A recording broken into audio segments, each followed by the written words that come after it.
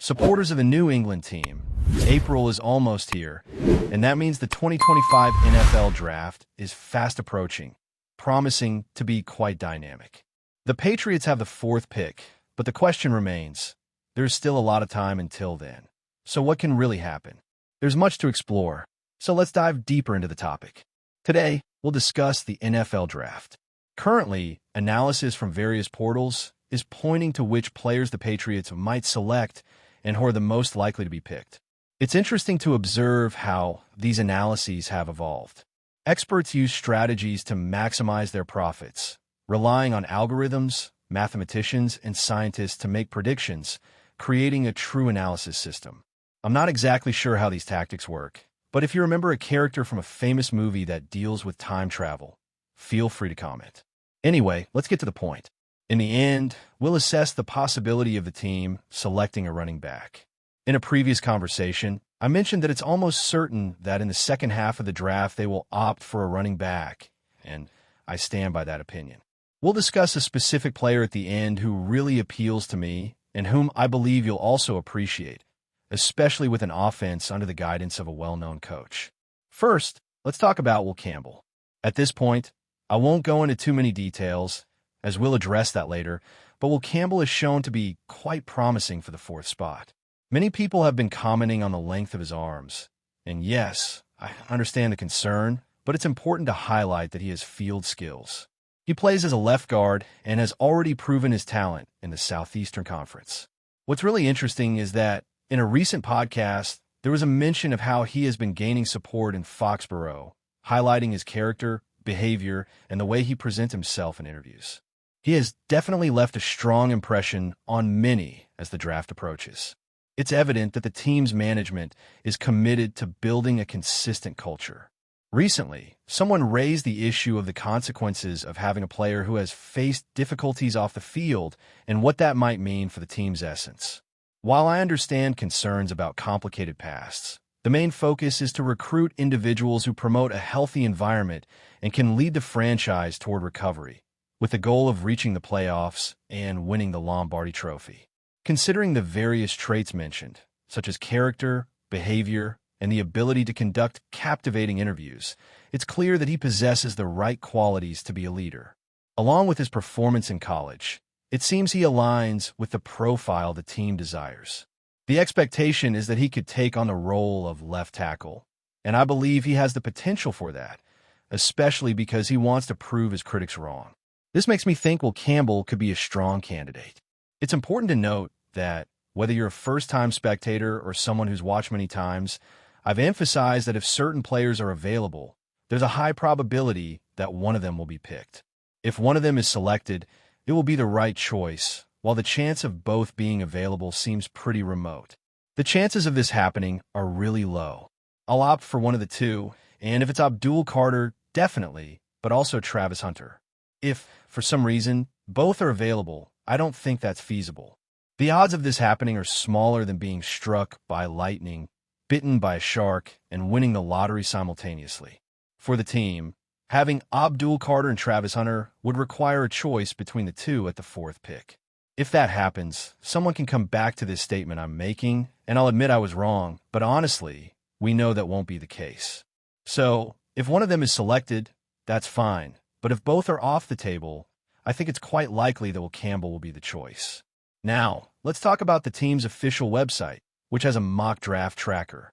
This is quite interesting, and they keep the information updated, doing a good job in that regard. As I mentioned, I'll briefly touch on this. If Abdul Carter is available, Travis Hunter, yes, and many of the names continue to be the same. What really impressed me was Membu, and this will become clear when we look at the information from Las Vegas. You might be wondering, why are we addressing this again? But it's necessary to recognize they know how to profit and use their algorithms. Let's dig into this, and I can assure you that some of the information might be surprising. The question is, can he play as a left tackle, even though he's played as a right tackle his entire career? I don't know. We can move forward with Will Campbell. We've talked about Mason Graham before, and Travis Hunter again. Travis Hunter, Connerly, is an interesting situation where they show a total of 3,877 to move in the draft. We have Will Campbell again, McMillan, we've talked about Travis Hunter, and Mimbu, Will Johnson. We continue with Travis Hunter, and a shout out to all the Jenny fans who are completely in love with him. He's an exceptional player, I agree. Will Campbell, Abdul Carter, and Mimbu are the ones I'd love to see on the team. Kelvin Banks appears if they decide to go back in this situation. You keep seeing these names recurring. Now let's look at, for example, the odds. There are fans out there who are completely enchanted by him. Certainly, he's a standout. I share the same view about Will Campbell and Abdul Carter because they're the ones I'd love to see together. Kelvin Banks is also in the running if there are trades, so it's interesting to notice that these familiar names keep being mentioned. Now, shifting focus to the odds, the first overall pick has a pretty significant line. If you bet 1,350, you'd win 100, showing the level of certainty about the selection. This suggests that, while nothing is set in stone, it's highly likely Cam Ward will be the first pick. Moving to the second pick, there's a line of minus 300 in favor of the team, indicating that Abdul Carter is the expected pick at that spot. If you bet 300, you'd recover your investment plus 100, although it's not as likely as Cam Ward being the first pick. However, minus 300 still offers reasonably good odds. They generate significant revenue, raising questions about what insights they have that we don't know. Is there some sort of intelligence backstage where they analyze discussions, consult experts, and evaluate various draft sketches and statistics? This certainly sparks curiosity. So, would it be feasible for a particular team to pick a specific player? I'm uncertain. Let's quickly examine some possibilities. Some people may question the relevance of this topic. I believe it's worth investigating because it suggests intriguing possibilities, though I wouldn't claim it's a certainty.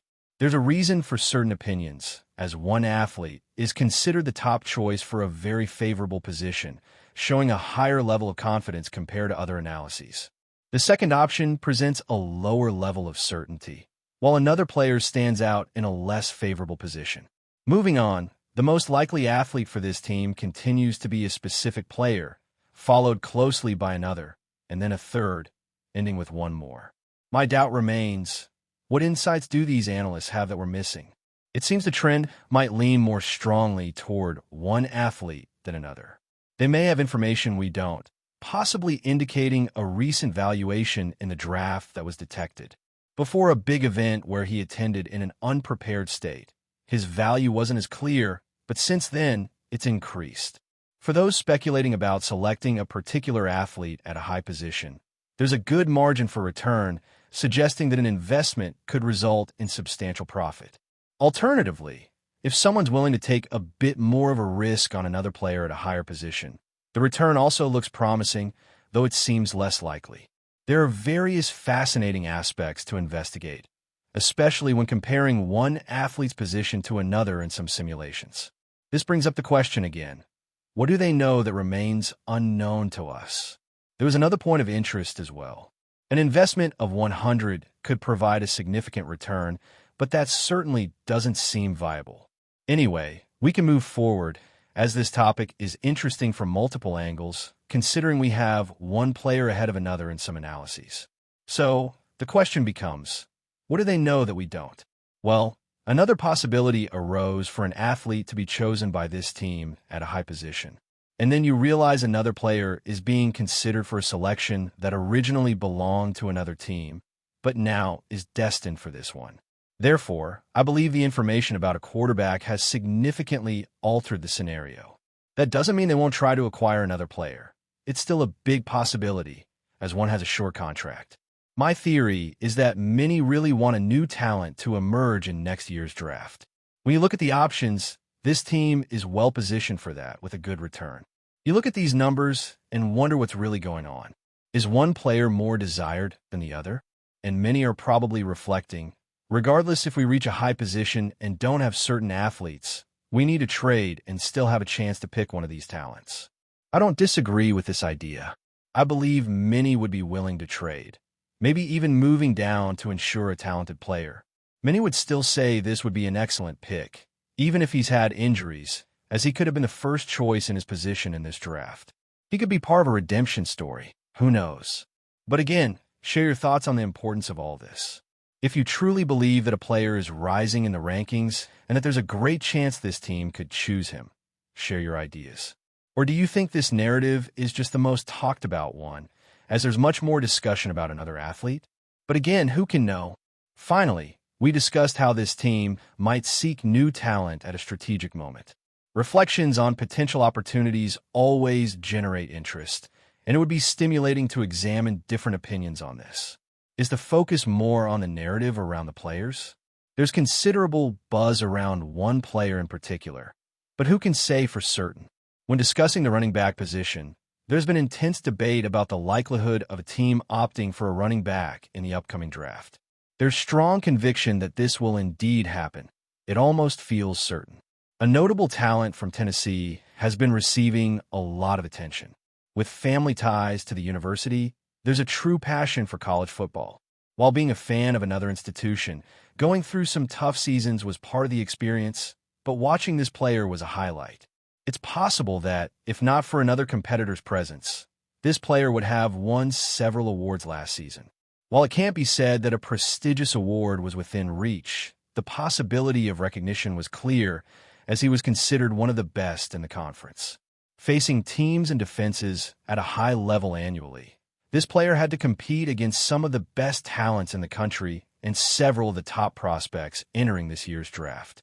While it's clear this athlete may not be selected in the first round, expectations are that he will be picked on the second day, probably in the third round. If this happens, the player's traits could bring significant benefits to a team.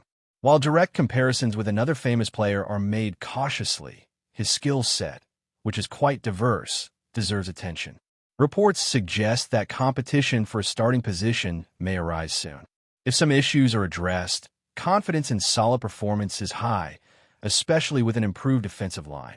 This player brings valuable experience, being skilled both in running and in various functions. There's an interesting comparison to another athlete who came from the same university. While this player wasn't fully utilized during his time there, there's a clear vision of how an innovative coach could harness his abilities on the field.